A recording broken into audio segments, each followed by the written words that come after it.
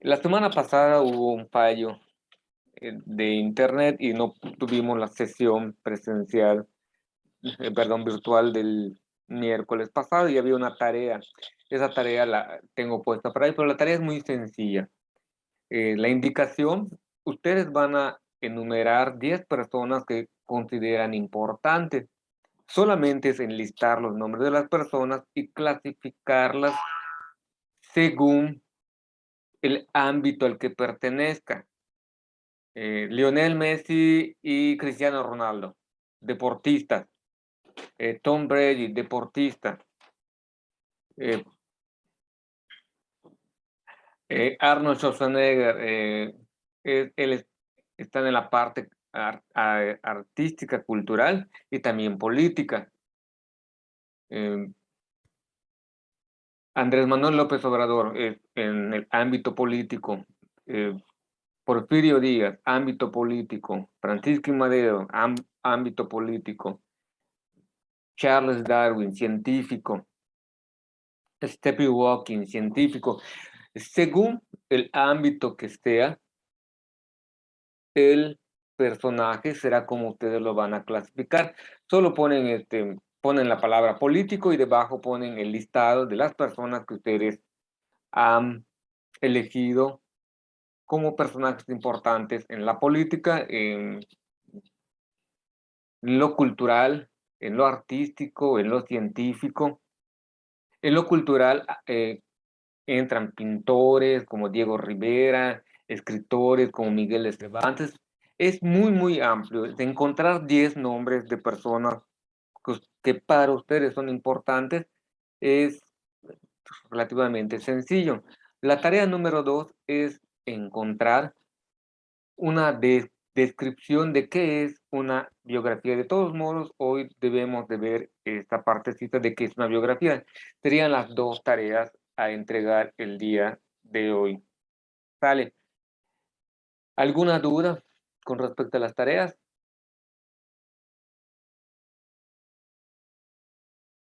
Claro. Muy.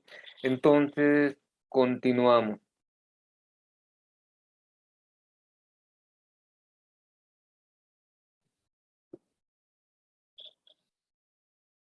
Una vida que vale la pena contar.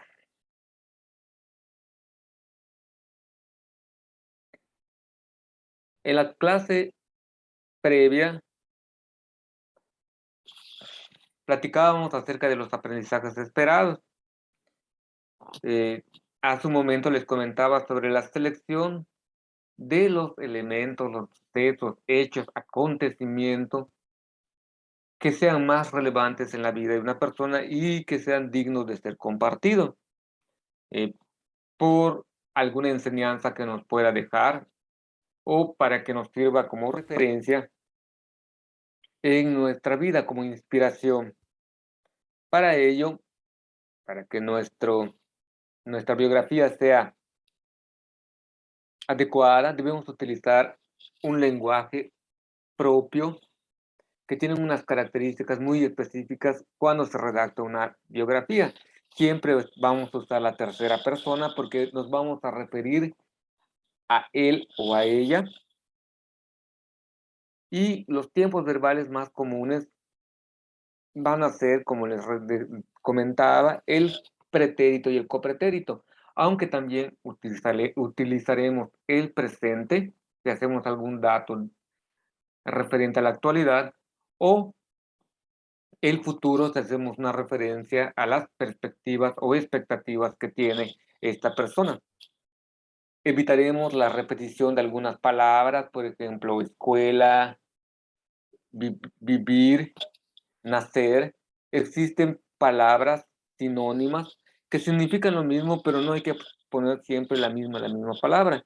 También iremos viendo algunos de estas palabras muy comunes y cuáles serían los sinónimos que podríamos emplear para evitar se llama un problema de redacción que se conoce como cacofonía, que es la repetición de una misma palabra en el texto. Y algunas veces en el mismo párrafo vamos poniendo la misma palabra y produce el efecto cacofónico. Por último, lo que veíamos, vamos a utilizar adjetivos, participios y aposiciones en la descripción de lugares y personajes. Ahora sí, entramos. Esta es la segunda tarea. Ian, ¿puede leer, por favor, las biografías? Desde el principio,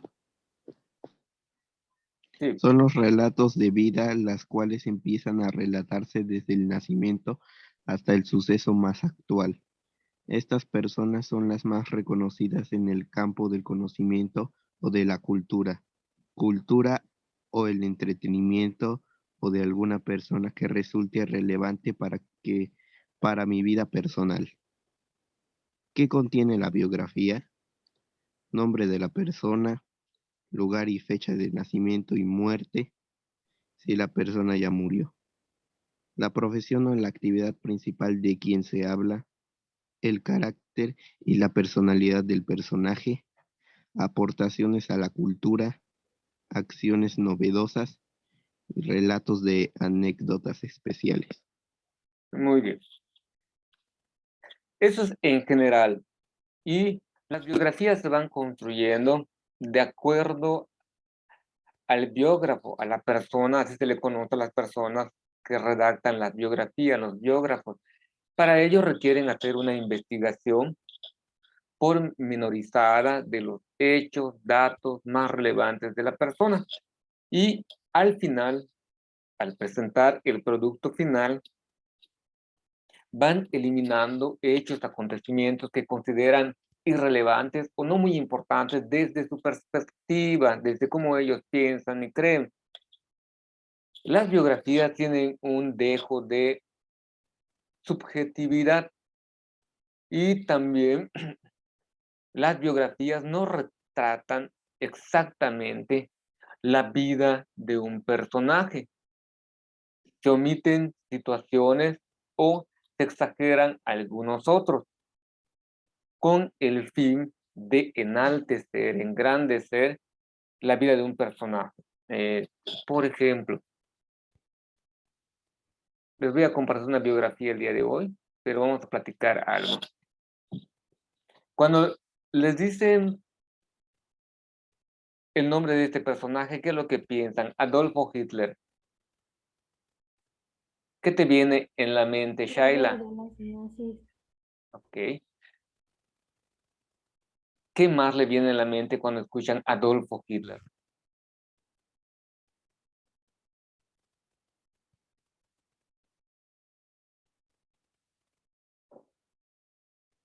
Maldad y racismo. Ándale. Y Franklin de Roosevelt.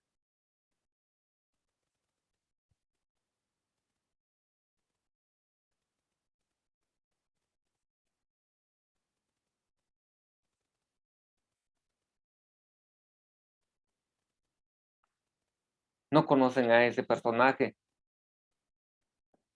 a Roosevelt, Franklin Roosevelt. No les suena. Personajes más modernos, Donald Trump. ¿Qué te viene en la mente? Alberto, ¿sí sabe quién es este personaje? No recuerdo quién es Donald Trump. Sí, el presidente de Estados Unidos. Es un expresidente. Sí. ¿Actualmente qué es? Expresidente. Ya no, ya lo quitaron. Fue presidente. ¿Actualmente qué es?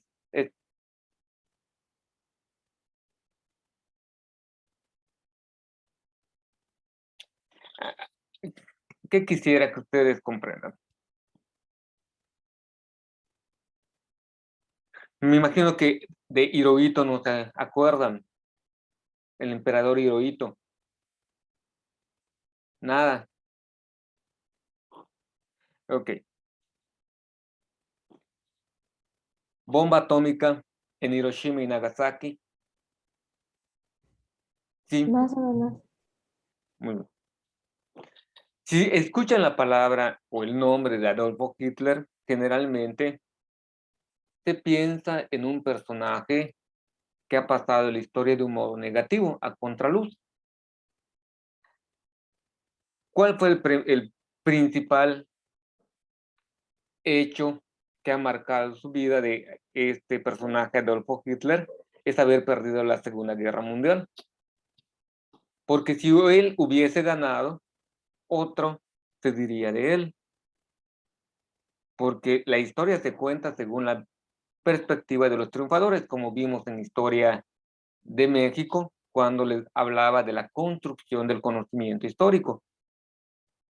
En el periodo de la Segunda Guerra Mundial existió el Holocausto, se perdieron casi 50 millones de vidas, pero no solamente Hitler acabó con ellos, también hubieron del otro bando. Y les preguntaba, Franklin de Roosevelt, que fueron los ganadores de la Segunda Guerra Mundial, y Winston Churchill, estuvieron de acuerdo en soltar las dos bombas atómicas. Sueltan la primera y ven el efecto catastrófico que tiene sobre la ciudad de Hiroshima. Y aún así vuelven a ordenar que se suelte otra bomba en Nagasaki, aún sabiendo que van a morir cientos de civiles y no solamente soldados. ¿Por qué uno pasa a la historia como un héroe por haber acabado la Segunda Guerra Mundial y el otro pasa como villano? Todo tiene que ver en el cómo se construyó las biografías. No quiero decir que los hechos no sean reales, sino en cómo el biógrafo redacta y cuál es la intención de exaltar o así de condenar la vida de una persona. Tenemos el caso en México, en específico en el próximo año, cuando estén en tercero de secundaria, van a ver a Porfirio Díaz. Porfirio Díaz pasó a la historia y en general se nos habla de él como un dictador. Estuvo 30 años en el poder frente a México y se habla como una persona que trajo muchas desgracias a México. Y así te lo presentan, es un dictador, es malo, en el porfiriato existió las tiendas de rayas, casi la esclavitud, y se empiezan a hablar hechos y sucesos que sí se dieron, y todo eso se le va diciendo o se le va cargando a la persona de Porfirio Díaz. Por lo contrario, Madero, Zapata, te los presentan como héroes nacionales. Es prácticamente, en otros términos, es la santificación civil de los personajes. Evitamos hablar de los errores humanos que cometieron estos personajes que son considerados héroes nacionales. Y en algunos casos hasta resultaría una especie de delito o una difamación decir alguna verdad de alguno de esos personajes que se consideran héroes nacionales. Si ustedes agarran la biografía de Zapata o la biografía de Benito Juárez, y prácticamente todo lo que hicieron lo hicieron bien. No cometieron ningún error. Pero si ustedes hacen un estudio hacia profundidad, son seres humanos como tú y como yo, que han cometido o cometieron errores a lo largo de su existencia. Entonces, las biografías sirven para dejar alguna enseñanza y el biógrafo se va a encargar de, desde su perspectiva, ensalzar algún elemento de la vida del personaje. ¿Qué es lo que van a hacer ustedes? No quiero que me hablen mal de una persona, aunque te caiga mal alguien allá en tu casa, por favor, no vayas a una biografía negativa. Haz una biografía positiva de los logros que haya tenido esa persona a lo largo de su vida. ¿Sale? De preferencia de un mayor de edad. Vamos a leer ahora una biografía.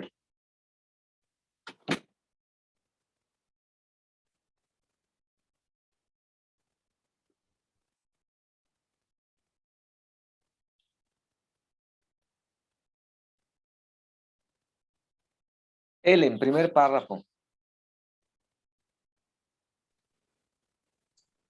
Marie Curie nació el 7 de noviembre de 1867 en Varsovia, Polonia. Fue la última de los 5 hijos de los maestros Bronislawa Boguszka y Władysław La W suena como V. Vladislav. No, Daslin. Ay, maestro. Que impartía clases de matemáticas y física. Siga, maestro. Hasta allá. Shaila, siga. En 1891. En 1891 partió hacia París, donde cambió el nombre Marie. En 1891 me matriculó en el concurso de ciencias de la Universidad Hispánice que la Sorbona. Pasado de 2 años, finalizó sus estudios en física con el número 1 de sus promociones. Compartió el tiempo del estudio con el aprendizaje y la actuación de un teatro de aficionados. En 1984 conoció a Pierre Curie. Continúe, Sophie. En 1894 conoció a Pierre Curie. En ese momento, los dos trabajaban en el campo del magnetismo. Con 35 años, Pierre Curie era una brillante esperanza de la física francesa.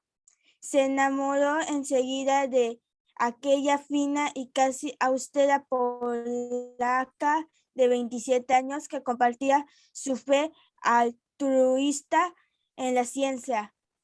Después de que Pierre le propusiera matrimonio y la convenciera para vivir en París, celebran el 26 de julio de 1895 su boda con sencillez extrema, ni fiesta, ni alianzas, ni vestido blanco. El matrimonio tuvo 2 hijas. Una de ellas también ganó un Nobel, Irene Joliot-Curie, y su marido, Frederick. Gracias, hasta allá. Continúa, Andrea. ¿Dónde se quedó, maestro? Marie Curie estaba interesada. Marie Curie estaba interesada en los recientes descubrimientos de los nuevos tipos de radiación. Wilhelm Röntgen había descubierto los rayos X en 1895 y en 1896 Anthony Henry Becquerel descubrió que el uranio emitía radiaciones invisibles similares.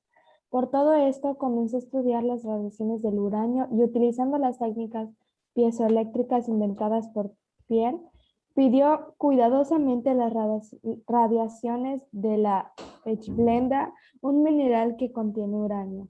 Cuando vio que las radiaciones del mineral eran más intensas que las del propio uranio, se dio cuenta de que tenía que haber elementos desconocidos, incluso más radiactivos que el uranio.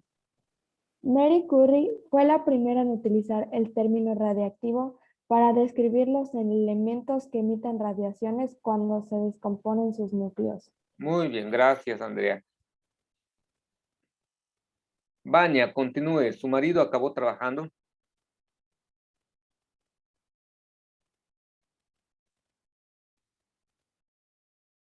Aquí Su Vania, marido su acabó su trabajo acabó sobre el magnetismo para unirse a la investigación de su esposa y en 1898 el matrimonio anunció el descubrimiento de 2 nuevos elementos, el polonio Mary le dio ese nombre en honor de su país de nacimiento y el radio. Durante los siguientes 4 años, el matrimonio, trabajando en condiciones muy precarias, trató 1 tonelada de pechblenda, de la que aislaron una fracción de radio de 1 gramo. En Gracias. 19... Déjale eso a Alejandra. Ale, lea, en 1903. En 1903 les concedieron el Premio Nobel de la Física por el descubrimiento de los elementos radiactivos, que compartieron con Becquerel. Marie Curie se convirtió en la primera mujer que recibe este premio. Muy bien. En 1904, Y hasta aquí. Como ustedes se fueron fijando, van enumerando los años y van narrando los acontecimientos. Ese es un modo en la que se puede realizar una redacción de biografía. Esos detalles lo iremos viendo el día de mañana. Retomamos de nuevo esta biografía